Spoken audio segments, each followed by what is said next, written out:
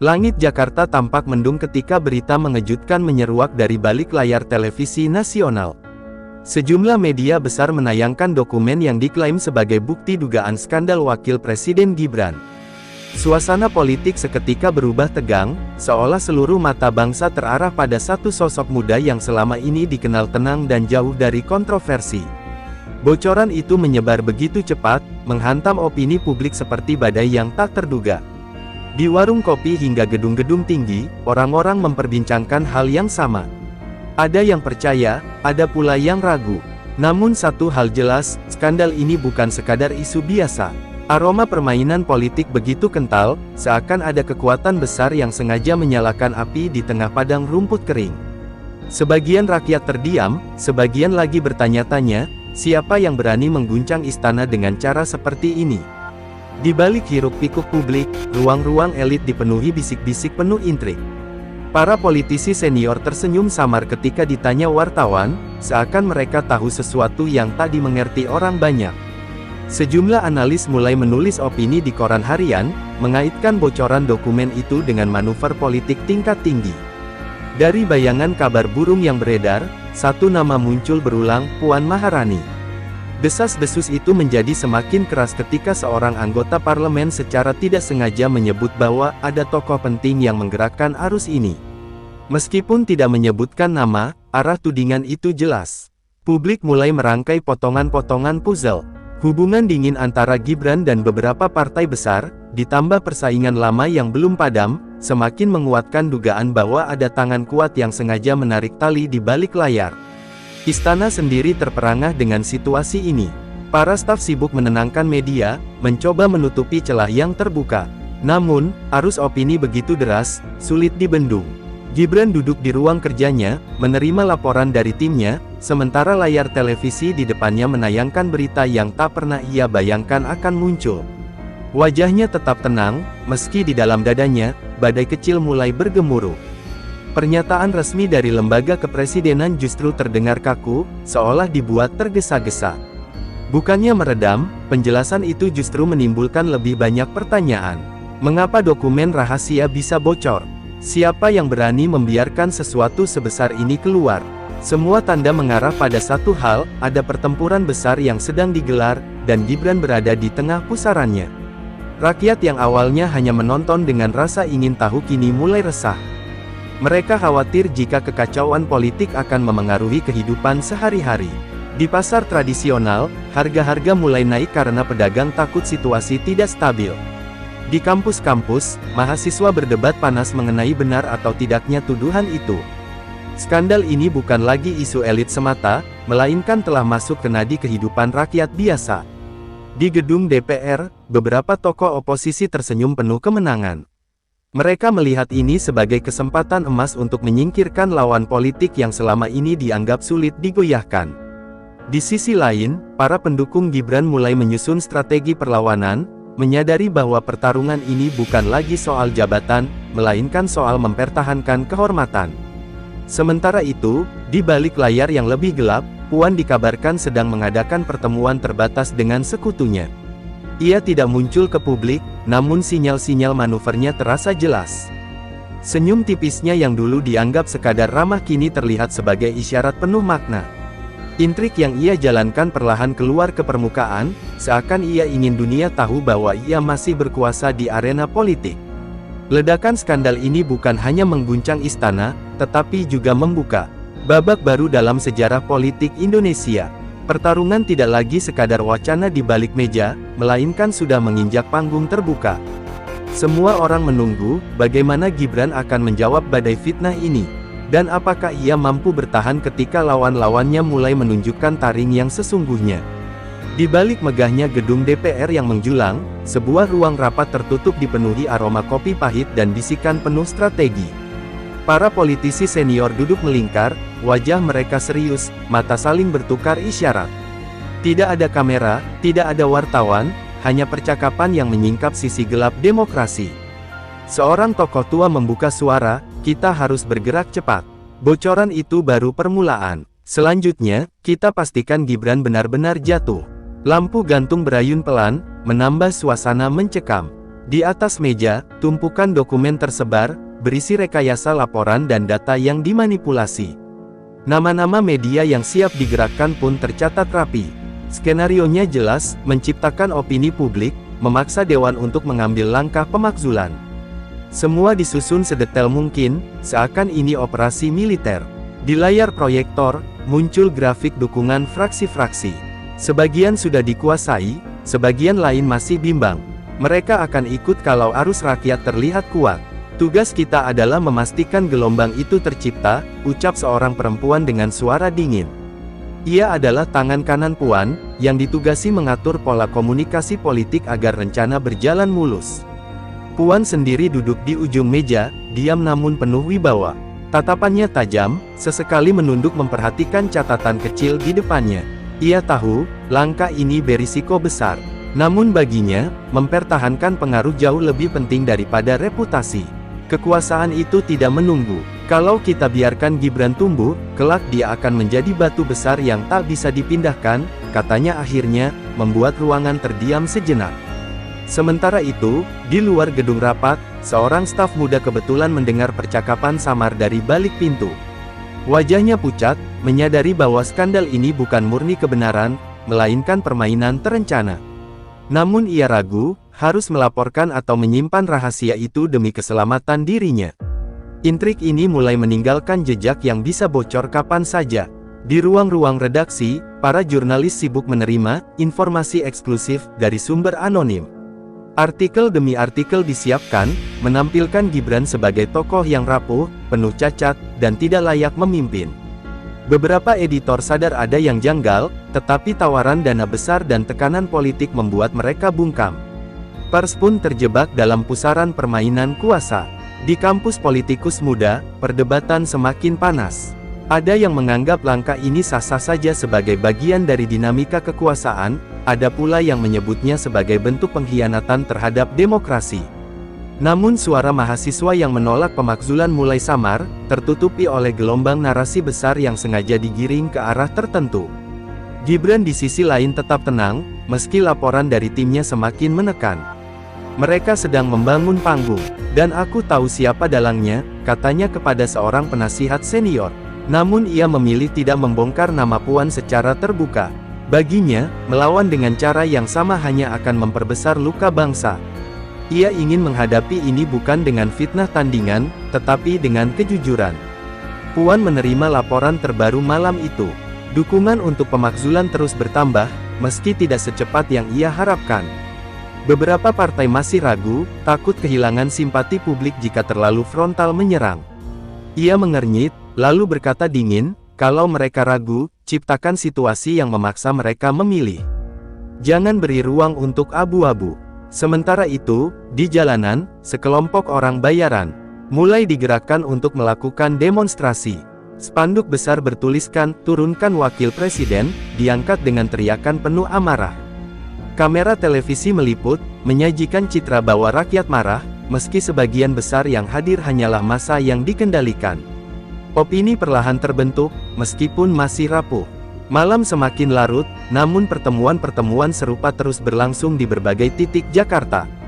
Hotel berbintang, rumah mewah, hingga ruang-ruang kecil di restoran elit menjadi saksi bisu transaksi politik. Semua bergerak searah, menyingkirkan Gibran. Mereka percaya kemenangan hanya soal waktu, seakan bidak-bidak catur sudah ditempatkan pada posisi yang tak bisa diganggu. Namun di luar perkiraan mereka, rakyat mulai membaca tanda-tanda permainan ini. Bisikan tentang keterlibatan Puan beredar di media sosial, disebarkan oleh akun-akun independen yang tidak bisa dibeli. Narasi tandingan mulai tumbuh, meski kecil, namun punya daya tahan. Intrik di balik tirai itu, perlahan mulai bocor ke cahaya.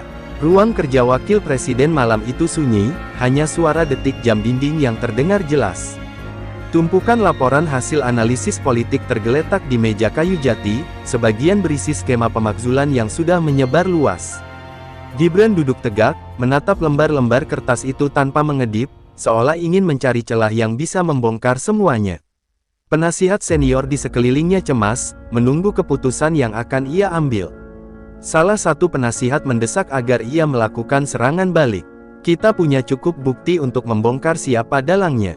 Jika Bapak izinkan, kita bisa balik mengguncang mereka, katanya dengan nada penuh keyakinan. Namun Gibran hanya menggeleng pelan. Kalau kita balas dengan cara yang sama, apa bedanya kita dengan mereka? Jawabnya singkat, tapi tegas. Keteguhan itu membuat ruang rapat hening. Semua orang menunduk, menyadari bahwa Gibran tidak ingin mengotori dirinya dengan intrik murahan. Ia memilih jalan yang lebih berat, menghadapi badai dengan kejujuran dan pengabdian. Dalam hati, ia tahu langkah ini penuh risiko, tetapi justru disitulah letak harga dirinya sebagai pemimpin. Di luar istana, suara penolakan terhadap dirinya terus dipompa. Televisi menayangkan wawancara tokoh-tokoh yang menyebut ia tidak layak, koran menulis tajuk bernada sinis, sementara media sosial dipenuhi serangan yang membentuk opini negatif. Namun Gibran tetap tenang, biarkan rakyat yang menilai. Mereka akan tahu kebenaran, cepat atau lambat, ucapnya kepada sang istri yang diam-diam ikut menyemangati. Esok paginya, ia memutuskan keluar dari istana tanpa protokol berlebihan. Ia mengunjungi pasar tradisional di Semarang, berjalan di antara pedagang sayur, menyalami satu persatu tangan yang kaget sekaligus hangat menyambutnya. Kehadirannya bukan untuk pencitraan, melainkan untuk menunjukkan bahwa fitnah tidak membuatnya bersembunyi. Wajah rakyat yang tersenyum tulus lebih berarti baginya daripada pujian politisi. Seorang ibu penjual nasi pecel menatapnya dengan mata berkaca-kaca. "Pak, mereka bilang Bapak mau diturunkan. Tapi kami masih butuh Bapak," katanya lirih. Gibran meraih tangannya, lalu menjawab, "Saya hanya ingin bekerja untuk kalian. Kalau mereka ingin menjatuhkan saya, biarlah rakyat yang menjadi hakim." Ucapan itu membuat suasana pasar seketika haru, dan banyak yang merekamnya dengan ponsel untuk dibagikan ke media sosial. Video kunjungan itu viral dalam hitungan jam. Tagar-tagar bela Gibran merangkak naik, menggeser narasi negatif yang selama ini mendominasi. Rakyat merasa tersentuh oleh kesederhanaan dan ketulusan sikapnya. Di sisi lain, lawan-lawan politik mulai gusar. Mereka tidak menyangka bahwa satu kunjungan sederhana bisa mematahkan strategi besar yang disusun di ruang rapat elit. Namun tekanan politik tidak berhenti. Undangan sidang khusus di DPR sudah dikirim, berisi agenda pembahasan awal pemakzulan. Tim Gibran meminta agar ia menyiapkan pembelaan yang keras, bahkan siap menyerang balik dengan data yang mereka miliki. Tetapi ia kembali menolak. "Kalau saya bicara di hadapan mereka, saya hanya akan menyampaikan kebenaran. Tidak lebih, tidak kurang." Malam sebelum sidang, Gibran merenung lama di balkon kediamannya. Ia melihat langit Jakarta yang kelabu, dipenuhi lampu kota yang berkelip. Dalam hatinya, ia tahu hari esok akan menentukan arah sejarah. "Kalau saya kalah, biarlah. Tapi saya tidak ingin bangsa ini hancur hanya karena dendam politik," gumamnya pelan, seperti doa yang dihembuskan ke udara. Keesokan harinya, ribuan orang berkumpul di depan DPR, membawa poster wajahnya dengan tulisan, "Kami bersamamu." Gelombang dukungan itu datang tanpa bayaran, murni dari simpati rakyat. Gibran menyaksikan dari kejauhan, hatinya bergetar. Ia sadar, inilah kekuatan yang sesungguhnya, kepercayaan rakyat yang lahir dari ketulusan, bukan dari rekayasa. Sebelum memasuki gedung sidang, ia berhenti sejenak, menyalami seorang mahasiswa yang datang bersama rombongannya. "Pak, jangan takut, kami ada di belakang Bapak," ujar pemuda itu dengan suara lantang.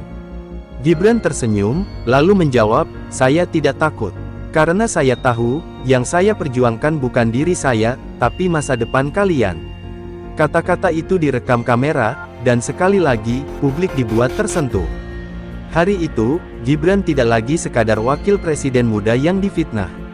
Ia menjelma simbol keteguhan, sosok yang memilih jalan pengabdian meski digempur dari segala arah. Lawan-lawan politiknya mulai menyadari, pertarungan ini tidak lagi sekadar soal kursi kekuasaan, tetapi soal moral, yang jauh lebih sulit mereka menangkan. Alun-alun kota Solo dipenuhi lautan manusia sejak pagi. Spanduk berwarna-warni terbentang, wajah Gibran terpampang di mana-mana. Rakyat datang bukan karena instruksi, melainkan panggilan hati. Mereka ingin mendengar langsung dari sosok yang sedang dihantam badai politik. Jalan-jalan utama ditutup, dan suasana berubah menjadi festival rakyat yang penuh harap. Panggung sederhana berdiri di tengah alun-alun, tanpa hiasan mewah. Hanya ada mikrofon dan bendera merah putih berkibar gagah di sisi kanan. Ketika Gibran naik ke atas panggung, tepuk tangan dan sorak-sorai membahana. Suara ribuan orang bercampur menjadi satu, menggetarkan udara. Wajahnya tenang, tetapi matanya menyimpan kesedihan yang dalam. Ia memandang ke arah massa yang memenuhi setiap sudut. Ada petani dengan caping lusuh, buruh pabrik dengan seragam kerja, mahasiswa dengan jaket alma mater, hingga ibu rumah tangga yang membawa anak kecil. Semua hadir dengan satu alasan, menunjukkan bahwa mereka tidak meninggalkan pemimpin yang sedang diserang. Gibran mengangkat mikrofon, suaranya serak namun jelas. Saya berdiri di sini bukan untuk mencari simpati. Saya berdiri karena kalian layak tahu apa yang sebenarnya terjadi. Suasana seketika hening, hanya suara angin yang berdesir di antara kerumunan. Rakyat menunggu kata-kata berikutnya dengan napas tertahan. Ia melanjutkan dengan nada tegas, mereka ingin menjatuhkan saya dengan fitnah. Mereka bilang saya tidak layak. Tapi saya katakan, jabatan bukan tujuan saya. Tujuan saya adalah melayani kalian semua, dengan hati, bukan dengan tipu daya. Kalimat itu memantik gelombang sorakan, sebagian orang menitikkan air mata karena merasa suara mereka akhirnya terwakili. Dari barisan depan, seorang bapak parubaya berteriak lantang, "Kami percaya padamu, Mas Gibran." Teriakan itu diikuti gemuruh ribuan suara, seolah menjadi janji bersama untuk tidak membiarkan pemimpin mereka runtuh sendirian. Energi massa mengalir, menciptakan ikatan yang sulit dipatahkan oleh narasi. Media, sadar bahwa rakyat sudah tergerak, Gibran menutup pidatonya dengan kalimat yang menusuk hati. "Kalau saya harus kehilangan jabatan karena kebenaran, biarlah. Tapi jangan biarkan negeri ini kehilangan moral hanya karena ambisi segelintir orang." Sorak-sorai pecah lagi, lebih keras daripada sebelumnya. Pidato singkat itu langsung tersebar di seluruh platform digital, menjadi bahan perbincangan nasional. Media yang semula menyerangnya terpaksa menayangkan suasana luar biasa itu. Visual massa yang mengibarkan bendera merah putih di bawah langit senja mematahkan skenario yang sudah disusun rapi oleh lawan politiknya. Apa yang terlihat bukanlah seorang wakil presiden yang terpojok, melainkan pemimpin yang bangkit dari serangan dengan keberanian moral. Sementara itu, di ruang-ruang elit Jakarta, kegelisahan mulai melanda. Laporan intelijen menyebutkan bahwa dukungan rakyat terhadap Gibran semakin meluas. Bahkan daerah-daerah yang tadinya apatis mulai menggelar aksi solidaritas. Puan dan sekutunya terkejut. Mereka tidak menyangka seorang diri di atas panggung rakyat mampu menggoyahkan fondasi rencana besar. Seorang sekutu Puan berkata gusar, "Kalau begini terus, kita yang akan kalah sebelum sidang dimulai." Namun Puan tetap berusaha menjaga wibawa. Dengan suara datar, ia hanya menjawab, "Rakyat mudah digerakkan oleh emosi. Tapi di parlemen, suara masih bisa kita kendalikan." Ucapannya terdengar mantap, meski dalam hati, ia menyimpan kegelisahan. Malam itu, rekaman pidato Gibran ditonton jutaan orang. Di warung kopi, di rumah-rumah sederhana, hingga di ruang keluarga pejabat, semua membicarakannya. Untuk pertama kalinya, narasi rakyat lebih kuat daripada propaganda politik. Ia tidak hanya membela dirinya, tetapi juga menyuarakan luka bangsa yang jenuh dengan permainan kuasa. Hari itu, Gibran tidak hanya menjadi wakil presiden yang dituduh. Ia berubah menjadi simbol harapan, seorang pemimpin muda yang memilih jalan pengabdian di saat paling gelap. Dari panggung rakyat, lahirlah gelombang perlawanan moral yang perlahan tapi pasti mulai mengancam tatanan elit yang selama ini merasa tak tergoyahkan. Kantor pusat partai besar di Jakarta malam itu sunyi, namun di lantai tertinggi sebuah rapat darurat berlangsung dengan ketegangan yang nyaris bisa diraba. Puan Maharani duduk di kursi utama, wajahnya serius, tangan meremas ballpoint seakan ingin mematahkan benda kecil itu. Di hadapannya, laporan demi laporan tersusun rapi, menunjukkan grafik dukungan rakyat terhadap Gibran yang terus meroket setelah pidatonya di alun-alun. Seorang kader senior membuka suara dengan nada hati-hati. "Mbak, situasi mulai berbalik. Rakyat tidak percaya pada narasi kita." Aksi massa spontan di berbagai daerah membuat beberapa fraksi mulai ragu. Ucapan itu membuat ruangan hening. Mata Puan berkilat, namun ia menahan diri agar tidak meledak. Ia tahu, kepanikan adalah tanda kelemahan. Di luar ruangan, desas-desus mengenai kekecewaan sebagian sekutu sudah menyebar. Beberapa partai kecil yang semula teguh mendukung rencana pemakzulan mulai menarik langkah, khawatir kehilangan basis pemilih. Mereka mengirim sinyal bahwa mereka tidak akan mengambil risiko menghadapi kemarahan rakyat. Ini jelas pukulan telak bagi strategi Puan. Di media sosial, arus dukungan untuk Gibran semakin tak terbendung. Video pidatonya yang menyebut, "Jabatan bukan tujuan," diputar berulang kali, menyalakan semangat solidaritas. Puan melihat sendiri tayangan itu dari layar besar di ruang rapat. Wajahnya tetap datar, tetapi hatinya mendidih. "Anak itu terlalu berani bermain api," gumamnya pelan, membuat semua orang di meja rapat saling berpandangan. Salah satu penasihatnya mencoba menenangkan. "Mbak, kita masih punya mayoritas di DPR. Jangan takut, opini publik bisa diredam dengan agenda baru." Tetapi Puan menatapnya tajam. "Mayoritas rapuh jika hati mereka goyah. Rakyat sedang menyalakan obor di luar pagar. Kalian pikir mereka tidak bisa masuk?" Ucapannya membuat ruangan kembali sunyi, semua sadar betapa serius situasi kali ini. Sementara itu, lawan-lawan Puan di internal partai mulai berbisik-bisik. Mereka menilai manuver ini bisa berbalik arah, menjatuhkan citra partai sendiri. Beberapa bahkan diam-diam menghubungi kubu Gibran, mencoba menjaga jarak agar tidak ikut terbakar bila rencana besar itu runtuh. Intrik berlapis-lapis mulai mencuat, ibarat cermin retak yang memantulkan wajah-wajah pengkhianat. Puan tahu ia harus bergerak cepat. Malam itu juga, ia menghubungi sejumlah tokoh nasional untuk menggalang kekuatan baru. Namun banyak yang menolak bertemu, berdalih jadwal padat. Penolakan halus itu adalah isyarat, ia sedang kehilangan pijakan di tengah medan yang ia ciptakan sendiri. Rasa frustasi merayap, meski ia berusaha menutupinya dengan senyum tipis. Di sisi lain, televisi menyiarkan potongan wawancara rakyat kecil yang membela Gibran. Seorang nelayan di pesisir Jawa berkata lantang, "Kalau pemimpin muda jujur mau diturunkan, berarti ada yang takut kehilangan kekuasaan." Kalimat sederhana itu lebih tajam daripada ribuan analisis politik. Puan melihat tayangan itu, matanya menyipit, sadar bahwa opini rakyat lebih sulit dipatahkan daripada suara dewan. Hari-hari berikutnya, aksi solidaritas untuk Gibran semakin membesar. Dari Makassar, Surabaya, Medan, hingga Aceh, massa berkumpul dengan semangat yang sama. Mereka membawa poster bertuliskan, "Kami bersama kebenaran." Gelombang ini menjadi bukti nyata bahwa panggung rakyat lebih kuat daripada skenario elit. Puan yang dulu merasa berada di puncak kendali kini mulai merasakan tanah di bawahnya goyah.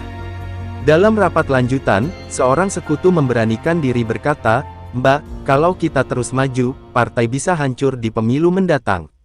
Apa tidak sebaiknya kita tarik mundur?" Ucapan itu seperti pisau menusuk harga diri Puan. Ia menatap tajam, suaranya rendah namun penuh tekanan, "Jangan pernah bicara mundur di hadapan saya. Kita sudah terlalu jauh untuk berhenti." Namun, begitu rapat bubar, Puan berjalan sendirian ke ruang kerjanya. Ia menutup pintu, menarik napas panjang, lalu duduk di kursinya dengan tatapan kosong. Untuk pertama kalinya, ia merasakan tekanan bukan dari lawan, melainkan dari sekutunya sendiri. Intrik yang ia bangun mulai membelit dirinya, membuatnya terpojok di ruang yang dulu ia kuasai sepenuhnya. Di luar gedung, rakyat terus menyuarakan dukungan. Dan Puan, meski masih mencoba menegakkan kepala, tahu dalam hatinya bahwa permainan ini sudah tidak lagi bisa ia kendalikan sepenuhnya. Ia berada di persimpangan, mundur dengan elegan atau maju dengan risiko kehilangan segalanya. Malam itu, langit Jakarta terasa berat, seakan ikut menahan napas melihat apa yang sedang terjadi di negeri ini. Gedung DPR dipenuhi sorot kamera, wartawan dari berbagai penjuru negeri berdesakan, menunggu detik-detik sidang paripurna yang akan menentukan nasib wakil presiden Gibran. Suasana tegang, nyanyian protes dari luar gedung terdengar semakin lantang, seolah menembus dinding kokoh parlemen. Semua orang tahu, inilah malam penentuan.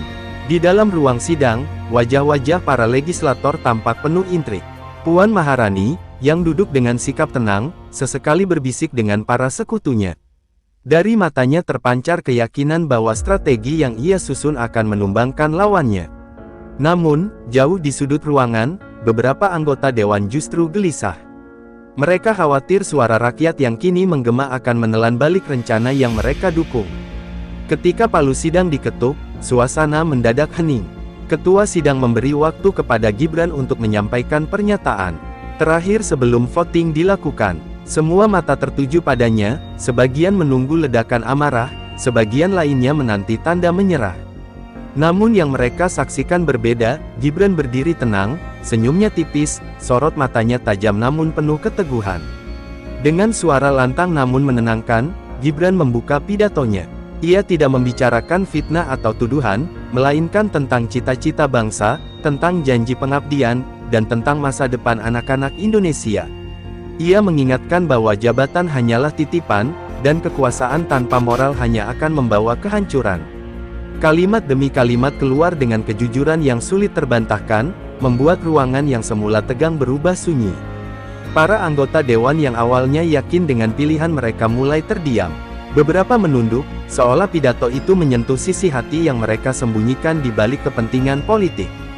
Kamera televisi merekam setiap ekspresi, menyiarkannya langsung ke jutaan rumah.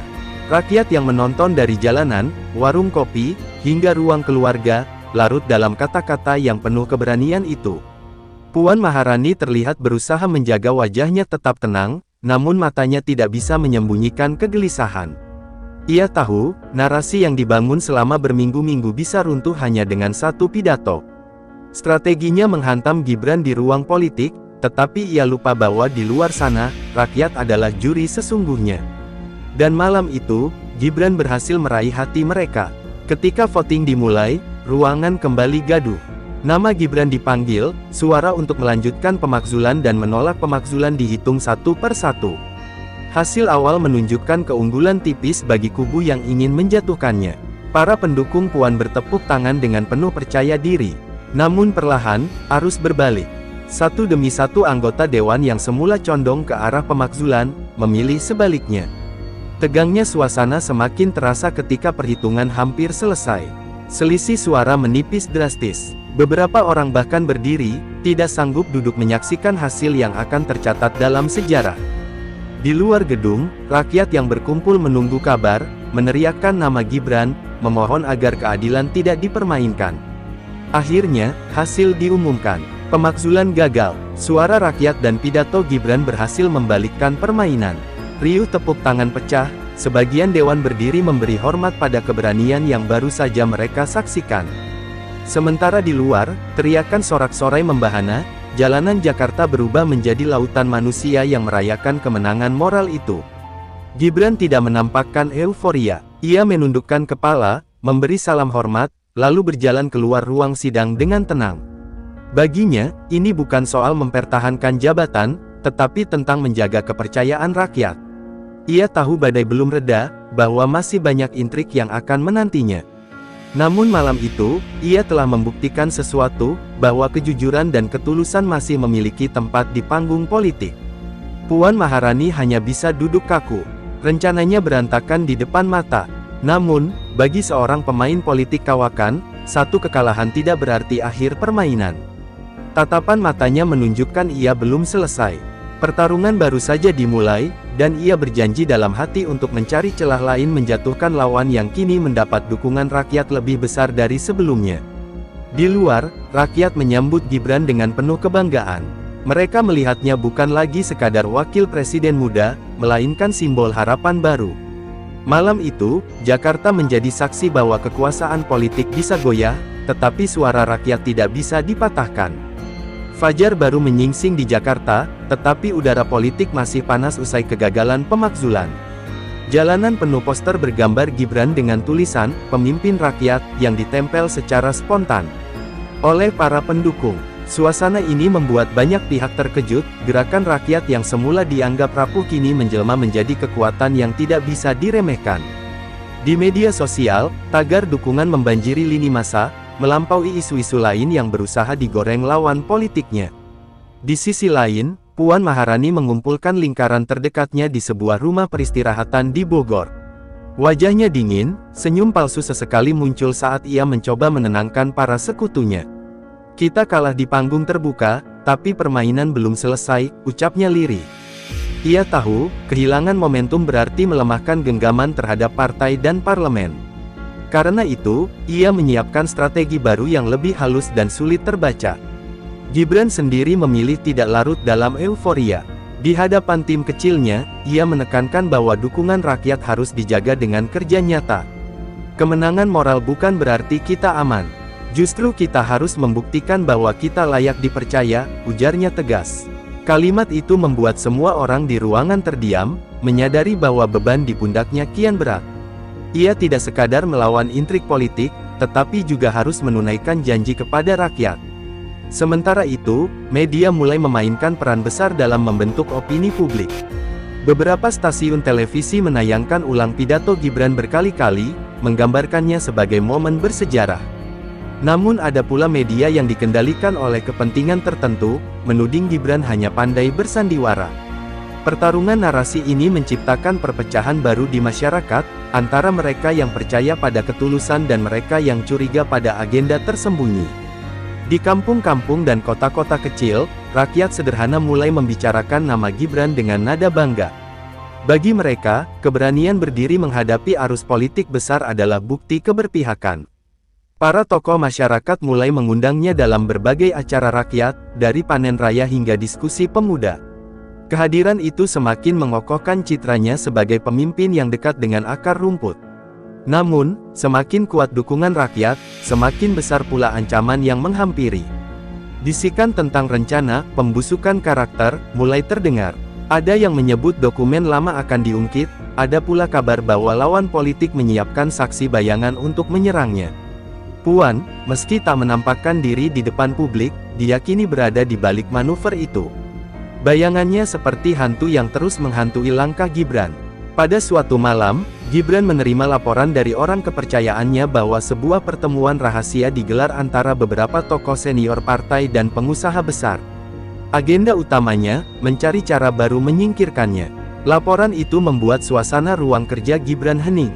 Ia tahu, politik bukan sekadar pertarungan ide, tetapi juga permainan kepentingan yang melibatkan uang, jaringan, dan kekuasaan. Alih-alih panik, Gibran mengundang beberapa akademisi, aktivis, dan tokoh muda untuk berdiskusi. Ia ingin membangun barisan intelektual yang bisa melawan narasi fitnah dengan data, logika, dan suara moral. Langkah ini membuatnya semakin berbeda dari politikus kebanyakan. Ia tidak hanya menyiapkan strategi bertahan, tetapi juga membuka ruang partisipasi rakyat yang lebih luas. Sementara itu, di kalangan militer dan aparat, kabar tentang pemakzulan yang gagal juga memunculkan kegelisahan. Ada faksi yang diam-diam bersimpati pada Gibran, namun ada pula yang khawatir stabilitas negara terguncang. Beberapa jenderal tua bahkan memperingatkan bahwa konflik politik ini bisa melebar menjadi krisis nasional jika tidak segera diredam. Situasi ini menambah rumit peta kekuatan. Di tengah pusaran itu, Gibran memutuskan untuk kembali turun ke jalan, bertemu langsung dengan rakyat. Ia tahu, di balik intrik elit, hanya kepercayaan rakyat yang bisa menjadi benteng sejati. Ia berjalan ke pasar tradisional, menyapa pedagang, mendengar keluhan petani, dan berbicara dengan mahasiswa. Setiap langkahnya disambut hangat, seolah rakyat menemukan simbol harapan baru di tengah kegelapan politik. Kekuatan moral yang ia bangun semakin mengakar, tetapi lawan politik tak tinggal diam. Di ruang-ruang tertutup, Puan dan sekutunya menyiapkan langkah lanjutan. Mereka sadar, menjatuhkan Gibran di ruang sidang terbuka sudah gagal, maka satu-satunya jalan adalah menggoyahkan keyakinan rakyat. Pertarungan berikutnya bukan lagi di parlemen, melainkan di hati dan pikiran masyarakat. Hari-hari ke depan pun dipenuhi ketegangan. Dua kekuatan besar berhadapan, satu berusaha menumbuhkan kepercayaan rakyat dengan pengabdian, satu lagi berusaha meruntuhkannya dengan intrik. Jakarta seakan berdiri di ambang sejarah, menunggu siapa yang akan memenangkan pertarungan panjang ini. Tanda hubung, tanda hubung, tanda hubung.